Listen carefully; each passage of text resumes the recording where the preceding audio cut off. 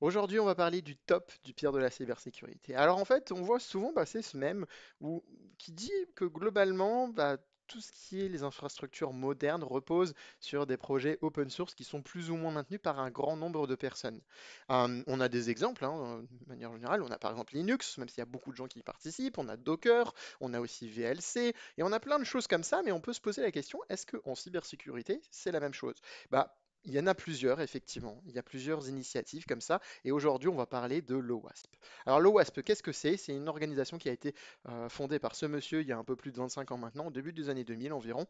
Et initialement, ça avait pour nom Open Web Application Security Project, d'où le nom OWASP. Mais il y a eu un changement récemment de nom, on va dire, qui est donc Open Worldwide Application Security Project. Mais j'en reparlerai un petit peu en fin de vidéo. Dans l'idée, le WASP, qu'est-ce que c'est? C'est une association, on va dire, de plein de personnes de la communauté de la cybersécurité, dont l'objectif pas donc de faire de profit, hein, c'est à but non lucratif, et d'échanger sur toutes les problématiques de la sécurité informatique pour mieux informer les personnes, pour pouvoir produire potentiellement des outils ou un cadre qui permet de travailler.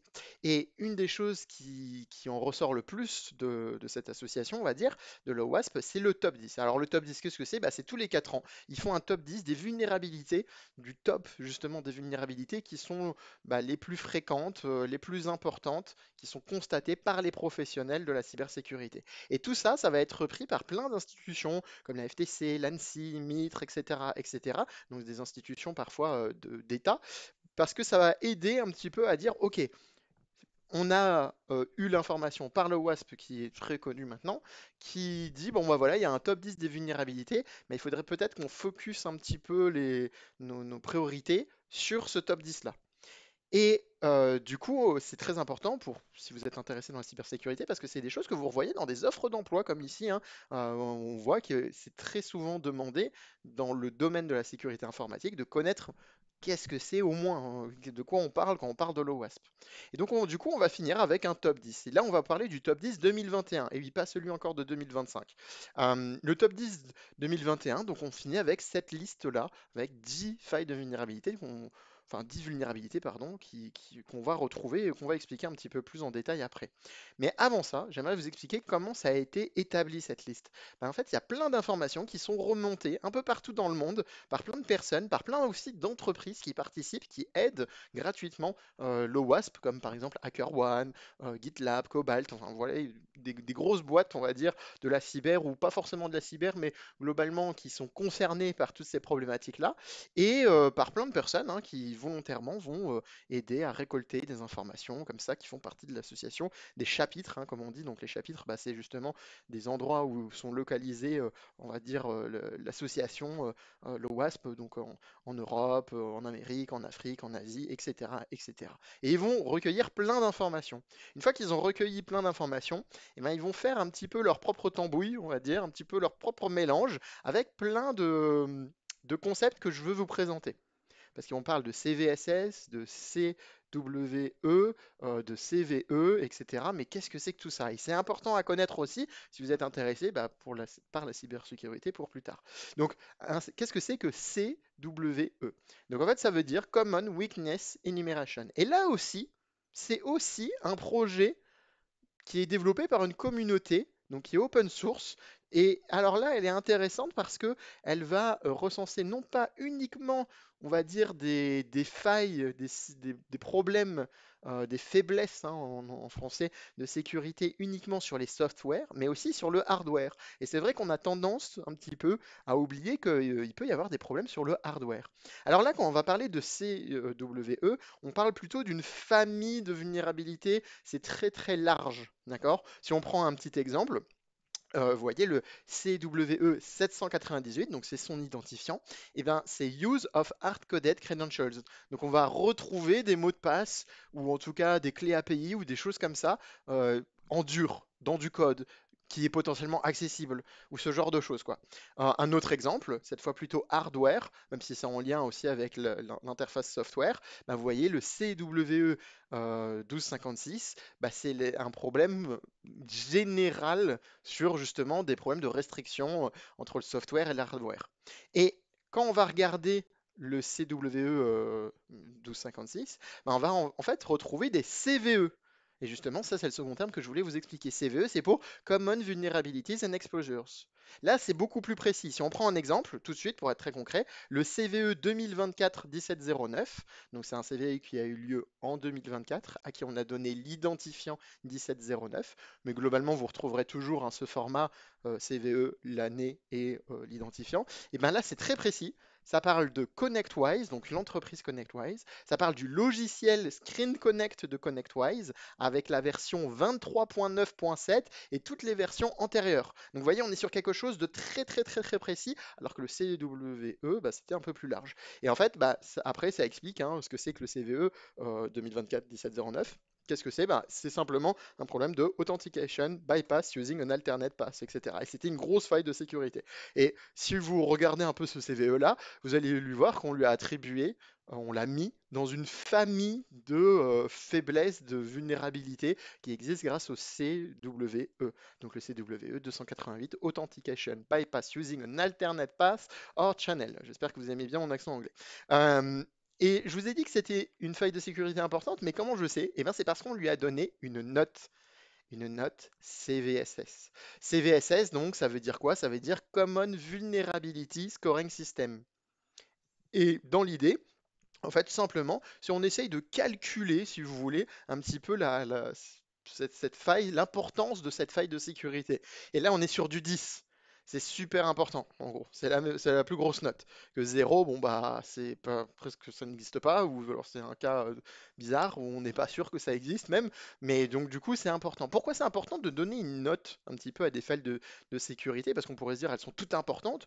Alors, oui et non, j'ai envie de dire. Parce que globalement, si vous êtes un admin système, si vous travaillez dans la cybersécurité, que vous allez avoir globalement des alertes tous les jours sur des choses qui existent plus ou moins dans votre entreprise, bah, il va falloir prioriser un petit peu l'importance des choses. Est-ce que je dois mettre à jour tout de suite? Est-ce que c'est compliqué? Est-ce que, bah, tant pis, même si c'est compliqué, je dois le faire parce que c'est très grave ou pas? Bah, c'est un petit peu l'objectif, si vous voulez, de cette note directement, qui a un calcul un peu savant. Là, je vous montre seulement une partie d'ailleurs, hein, parce qu'il y a encore deux, trois petites choses à faire.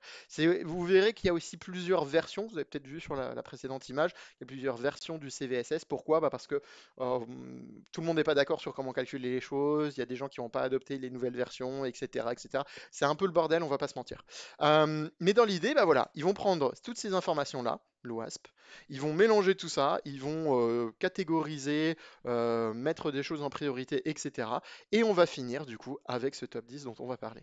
Donc, Broken Authentication, qu'est-ce que c'est? Authentication, en anglais, c'est le terme en anglais. Qu'est-ce que c'est? Bah, c'est simplement confirmer l'identité de l'utilisateur. Donc l'objectif pour un attaquant, ça va être de manipuler le processus ou de la mise en œuvre, ou de voir si la mise en œuvre elle n'a pas été bien faite, pour pouvoir justement, au-delà de regarder si confirmer l'identité de l'utilisateur, c'est aussi confirmer ses privilèges. Donc est-ce qu'il a le droit de faire certaines choses ou autres? Et d'essayer de casser ce genre de choses.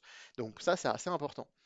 On a aussi cryptographic failure. Donc là, de quoi on parle? Bah, la cryptographie, on peut s'imaginer, c'est quand on veut échanger des messages un peu secrets dans l'idée. Bah là, sauf que dans la vraie vie, au-delà de s'échanger des messages secrets, bah, c'est simplement comment on va faire passer mon mot de passe quand je vais me connecter. Est-ce que ça passe par un bon canal, etc., etc. Et si on regarde un peu la famille des CWE, bah, on va retrouver des choses comme par exemple use of hard-coded password. Bah, ça, c'est pas terrible, encore une fois, hein. On va retrouver aussi broken or risky crypto algorithm. Donc c'est si on utilise quelque chose qui a été prouvé comme étant faible, un algorithme qui est plus trop à jour ou qu'il faudrait peut-être plus trop utiliser, pardon. Donc c'est ce genre de choses. On voit aussi insufficient pardon, entropy. Bah là, c'est l'entropie, c'est le fait d'avoir des nombres random. Est-ce que le processus est bien random entre guillemets pour être sûr que ça soit pas, on peut pas deviner les choses, quoi, en gros, dans l'idée.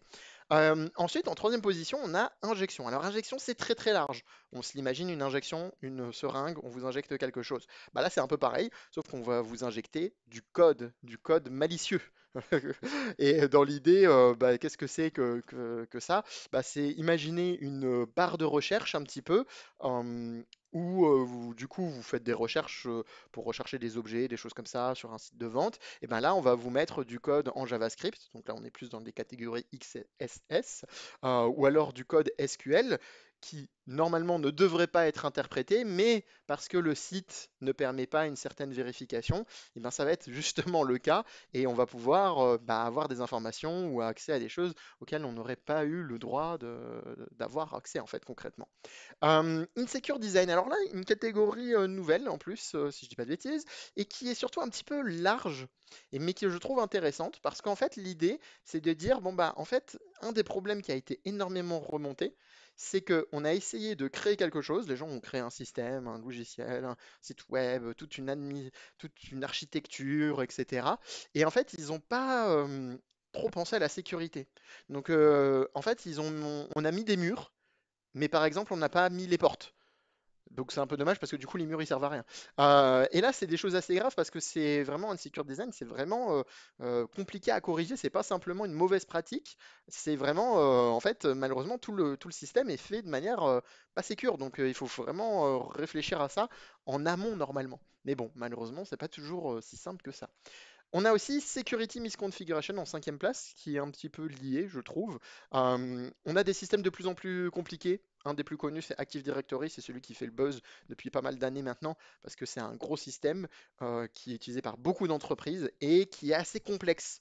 Et en fait, c'est un peu ça, Security Misconfiguration. C'est que comme nos outils deviennent de plus en plus complexes, on rajoute de la complexité. Et ben, rajouter de la complexité, ça ajoute du risque justement à ce que des choses ne soient pas bien configurées et que ça entraîne des failles de sécurité qui ne sont pas liées à des mises à jour ou des choses comme ça. C'est juste que bah, les utilisateurs, ils ont mal mis en place les choses parce que c'est pas facile en fait, concrètement. Donc, donnez-vous en idée que, par exemple, hein, si vous devez trouver une explication en quelques mots de cette faille, de ce numéro 5, hein, eh ben, c'est simplement de dire, bah, en fait, on n'a pas désactivé des choses alors qu'on aurait dû. Ou alors, inversement, on aurait dû activer des choses et on l'a pas fait parce qu'on ne savait pas le faire, quoi. En sixième place, on a Vulnerable and Outdated Components, qui est aussi un peu en lien, je trouve, avec le cinquième. Je trouve qu'ils se suivent plutôt bien, d'ailleurs, hein, dans ce classement 2021. Bah, il faut imaginer un petit peu, ils nous décrivent, hein, le WASP, ils nous parlent de third party component. Bah, qu'est-ce que c'est? Bah, c'est en fait un petit peu tout ce qui n'est pas fait par l'entreprise et qui n'a pas été mis à jour. Imaginez, bah, par exemple, que vous retrouvez un serveur Windows 2007 encore aujourd'hui en 2025. Et c'est totalement possible. Et c'est souvent d'ailleurs quelque chose qu'on retrouve dans les CTF, donc les captures de flag, ces petits exercices de cybersécurité ou ces petites compétitions. Et en fait, on va scanner un petit peu l'environnement qui nous est donné et on va trouver des choses qui datent de plusieurs années, qui sont assez vieilles, et on va s'amuser à trouver bah, les failles de sécurité qui existent sur ces produits. Et souvent, bah, c'est un petit peu la piste facile à chercher, à trouver pour gagner ce genre de petits challenges. Identification and Authentication Failures. Alors c'est marrant parce que ça ressemble beaucoup en fait à celui qu'on a vu Broken Authentication un peu plus tôt. Mais dans l'idée ici, on est sur quelque chose de beaucoup plus large. On va avoir des mots de passe faibles, on va avoir pas de double authentification, des choses comme ça. En fait, on va pas savoir en fait à qui on est en train de parler carrément. Et ça, c'est encore un petit peu différent de Authentication où on va regarder aussi les permissions de l'utilisateur pour être sûr de savoir qui c'est quand il a le droit de faire certaines choses, etc. Là, c'est vraiment, en fait, on sait même pas qui c'est, quoi. Il y a pas mal de choses qui existent là-dessus. Software and Data Integrity Failure, c'est assez marrant parce que c'est quelque chose de nouveau et il y a eu une super grosse attaque il y a quelques années de ça maintenant, mais entre-temps, on va dire, donc c'est assez intéressant. En fait, l'idée là, c'est plus sur le code directement. C'est sur, en fait, s'il y a des dépendances dans le code, par exemple, à des librairies et que celles-ci sont plus mises à jour pour différentes raisons, mais qui sont encore utilisées, voire même qui sont mises à jour, mais avec des failles de vulnérabilité, enfin avec des failles, pardon, de sécurité, volontairement. C'est déjà arrivé, on a déjà vu des cas comme ça, mais aussi en fait un petit peu dans la mise en place, dans les updates. Et c'est là où il y a eu une très grosse attaque il y a quelques temps de ça maintenant, qu'on appelle l'attaque SolarWind, parce que c'est le nom de l'entreprise. Qu'est-ce qui s'est passé? Et bien en fait, les attaquants, ils ont été très malins. Ils ont hacké l'entreprise, ils ont mis du code malveillant à l'intérieur des systèmes de SolarWind. Et comme ça, quand le logiciel et tous les services ont été mis à jour pour tous les clients, et ben du coup, c'est tous les clients dans l'intégralité qui ont été attaqués d'un seul coup. Donc ça, c'était une grosse, grosse attaque qu'on a pu connaître ces dernières années. Security Logging and Monitoring Failures, le 9. Bah là, c'est très simple, il n'y a pas de garde. En fait, ça a été reporté par beaucoup de gens. la WASP, en se disant, bah voilà, nous on a fait des pen tests, donc des audits de sécurité dans des entreprises, et ben, on a trouvé des choses. Et au-delà de trouver les choses, c'est surtout on a constaté qu'à la fin, quand on a fait la restitution de notre travail, on s'est rendu compte qu'ils n'étaient pas du tout au courant que on avait eu accès à certaines choses. Parce qu'en fait, on peut pas savoir si on se fait hacker si on regarde pas, si on ne surveille pas, s'il n'y a pas quelqu'un qui pour dire il se passe quelque chose. Donc du coup, bah, c'est un peu un manque là-dessus. Il n'y a pas de SOC, il n'y a pas de système, de log, etc., etc. Et ça arrive apparemment assez régulièrement, même si bon, ils l'ont mis en 9 position pour différents, à mon avis, critères sur tout ce qui est les notes comme CVSS, etc. Mais globalement, c'est quelque chose assez intéressant, je trouve, dans cette catégorie. Et enfin, le dixième, le dernier, Server-Side Request Forgery, SSRF. Là, je trouve que c'est intéressant parce que c'est quelque chose de très très précis et c'est quelque chose qui est dans le classement OWASP depuis franchement pas mal d'années. Alors, plus ou moins avec un classement important, parfois il était beaucoup plus haut, parfois il était beaucoup plus bas, mais c'est quelque chose d'assez récurrent. En fait, l'idée ici, c'est des redirections par l'attaquant. Globalement, notre système, il va avoir des interactions externes, il va aller chercher des données avec d'autres URL, des choses comme ça. Et l'attaquant, en fait, il va modifier cette interaction. Il va modifier la redirection qui devait avoir lieu pour justement que ça soit vers lui potentiellement, ou alors vers des choses auxquelles il n'avait pas le droit d'avoir des accès. Mais comme bah, c'était pas assez bien sécurisé, bah, au final, il y a le droit.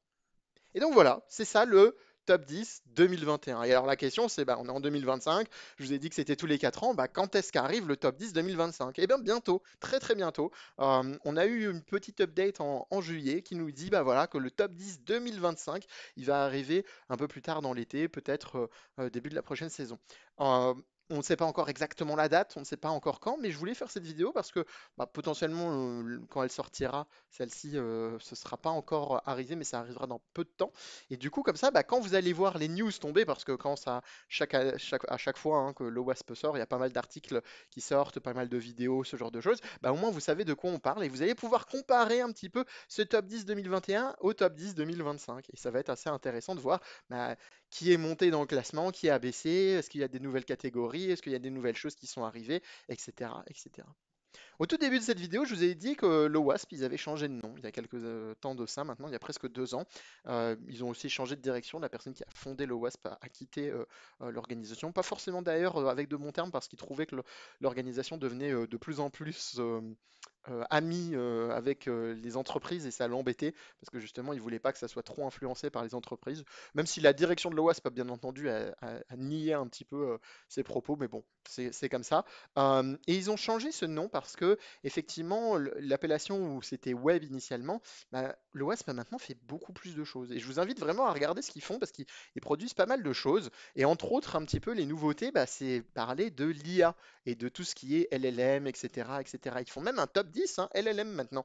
Donc je trouve que c'est intéressant parce que le WASP, ils se sont toujours, ces 25 dernières années en tout cas, ils se sont toujours mis à jour et ils continuent de se mettre à jour avec les nouveaux produits qui sortent, les nouvelles technologies qui sortent et ainsi de suite. Donc c'est quelque chose que je vous encourage vraiment à regarder, à observer, à aller voir un petit peu les infos. Même si vous ne travaillez pas forcément dans la cybersécurité et que vous êtes tombé sur cette vidéo, bah franchement, allez voir parce que la cybersécurité, c'est l'affaire un peu de tout le monde. Donc n'hésitez pas.